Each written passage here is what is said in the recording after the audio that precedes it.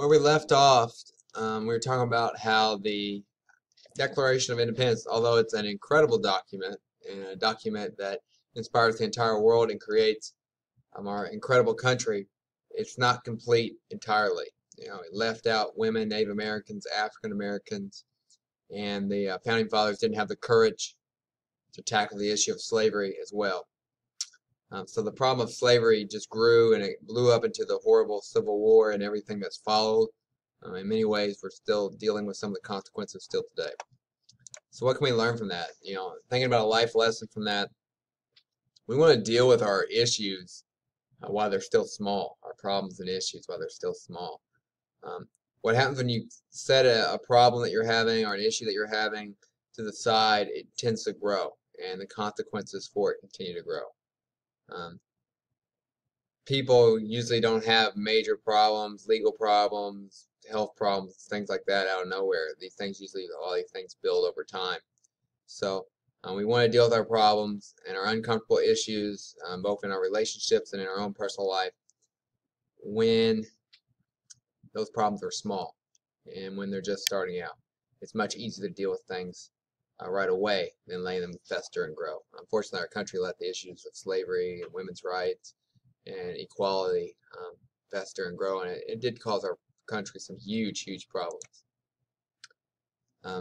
As the war went on, more and more people became patriots, but still it was only about 50% at the most. 20 to 30% of the people were loyalists, and then the other amount of people just didn't want to be involved in any way. For loyalists, life was kind of hard, particularly in New England.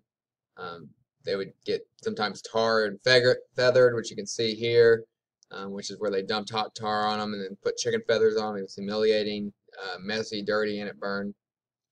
Sometimes their homes would be vandalized, other forms of torture and things like that.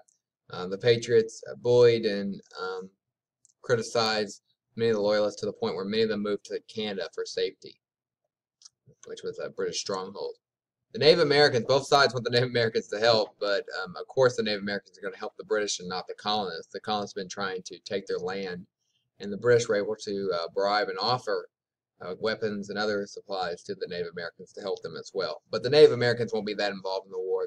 They'll do some scouting for the British, but that's about it. Struggle for liberty. Let's talk about the two armies. The British Army, super strong, extremely well trained. They march in perfect formation. They follow orders perfectly. They clean their weapons. They do all the little things that a great fighting force is supposed to do, which is why they've had so much success at this point in history. They have the best equipment. They have the support of the largest, most powerful navy the world has ever seen. However, they have a huge weakness, and that weakness is they're not very motivated. Most of the soldiers are thousands of miles away from home. They are homesick. They are underpaid. They don't really care about the colonists one way or another, whether they're English people or not. They are arrogant. They think they're undefeatable. So you take this perfectly well-trained army with the best equipment, but you take away their motivation, they become vulnerable and beatable. Also, the British hired mercenaries from Germany to help them. Mercenaries are soldiers for hire, and of course those soldiers want to get paid more than anything else, so they're not going to be that aggressive. They're not going to be willing to take many risks. They also are not as well trained as the British, since they don't blend in as well. The Continental Army is almost the exact opposite. They're extremely highly motivated. They have the highest level of motivation, but they have no idea what they're doing. They're untrained. They have terrible equipment, sometimes no equipment. They have basically no navy, just a couple merchant ships they're using as a navy that they've converted. But their motivation kind of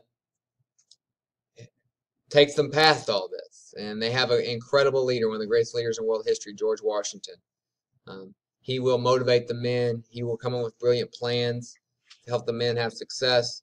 And as they have more success, France and Spain are going to jump in and help them fight against the British, because everyone's tired of being bullied by the British.